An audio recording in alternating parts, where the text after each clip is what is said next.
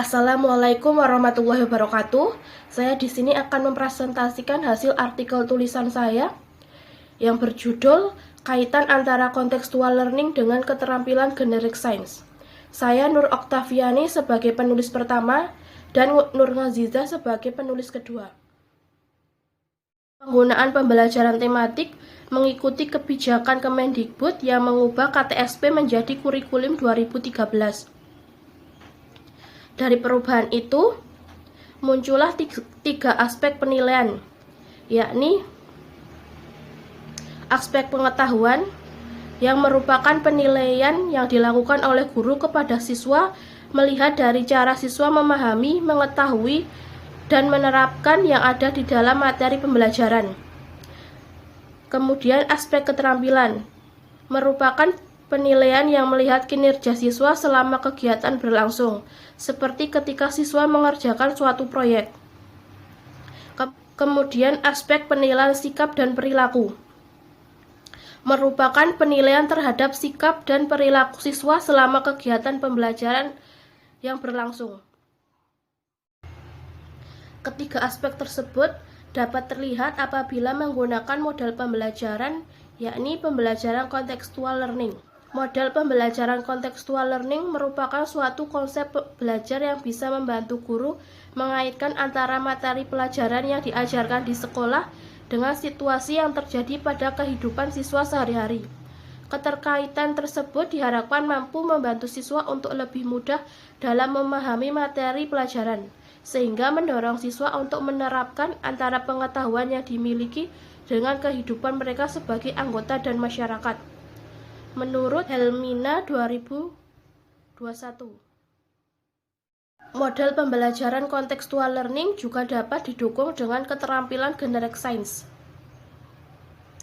Menurut Prabowo, keterampilan generic science merupakan suatu keterampilan yang dalam melakukan atau melaksanakan suatu pekerjaan atau tugas yang dilandasi atas keterampilan dan pengetahuan yang didukung oleh sikap kerja yang dituntut oleh pekerjaan tersebut. Pembahasan kajian teori contextual learning.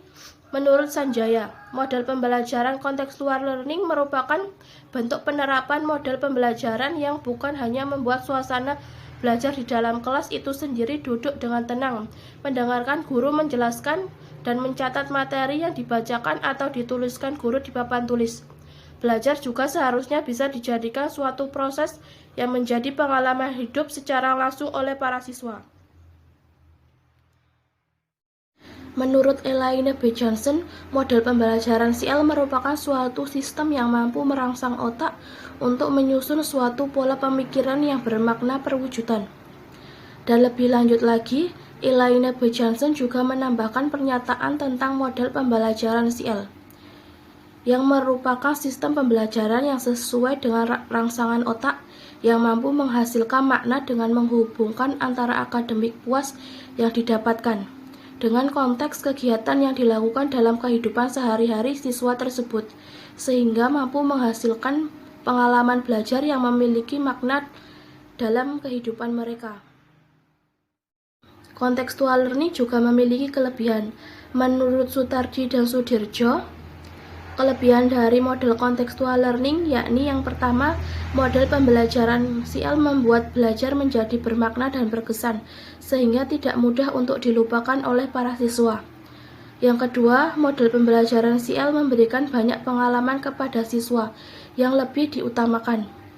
Yang ketiga, model pembelajaran CL mendorong siswa menjadi lebih aktif saat belajar dan membuat interaksi dengan guru, sebab pada proses pembelajaran yang dilakukan ialah bukan sekedar kegiatan mengajar, tetapi belajar yang menghasilkan pengalaman yang bisa diaplikasikan pada kehidupan para siswa.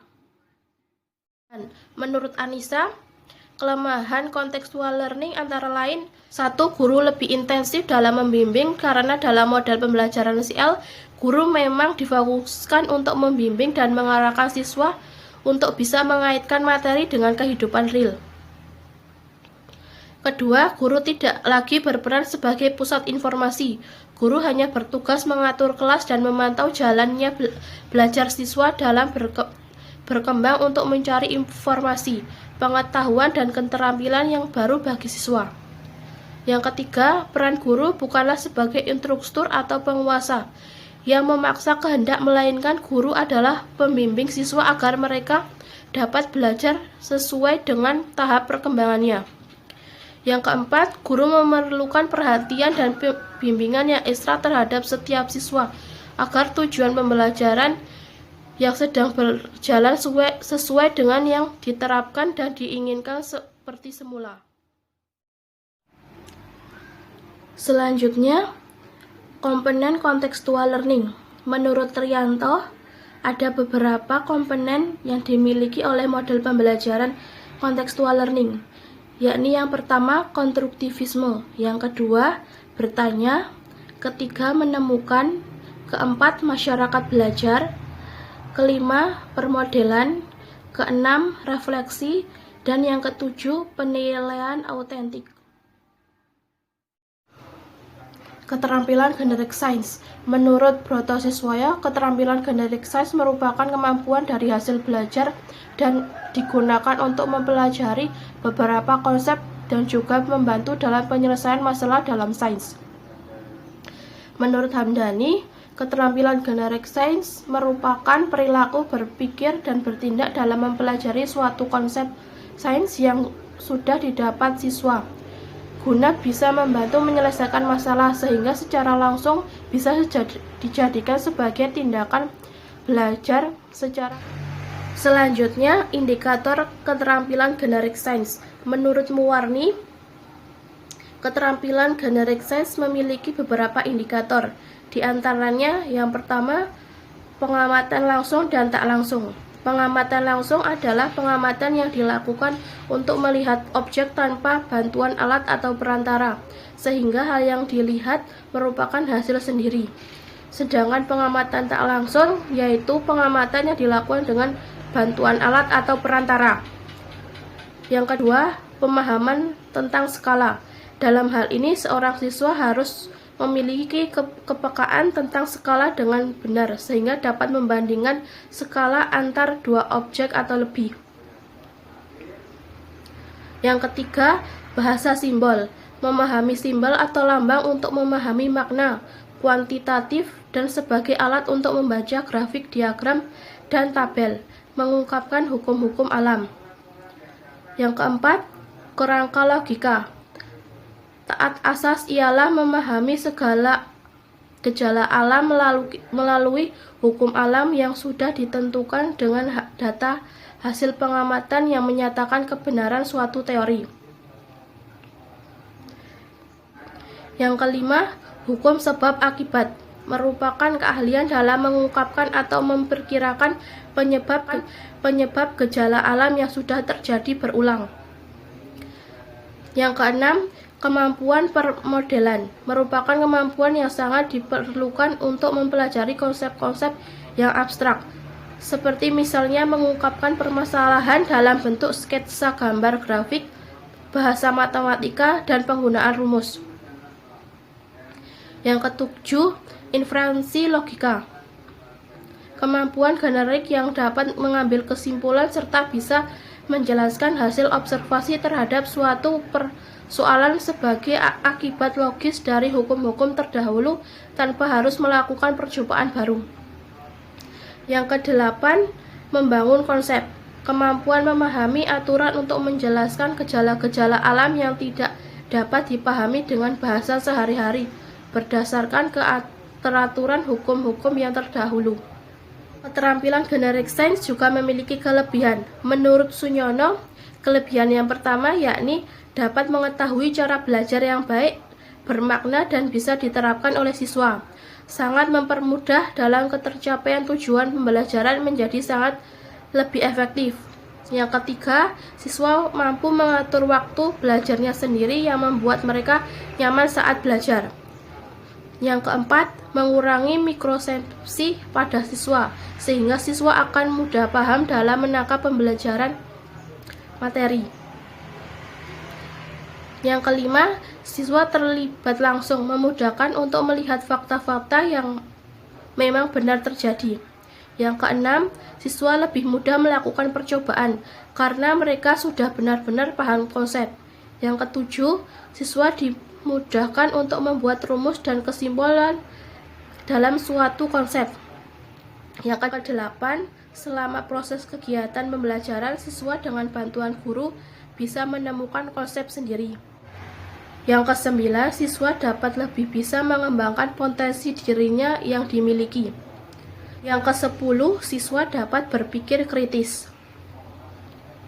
Metode dalam penulisan artikel ini yakni menggunakan metode studi literatur.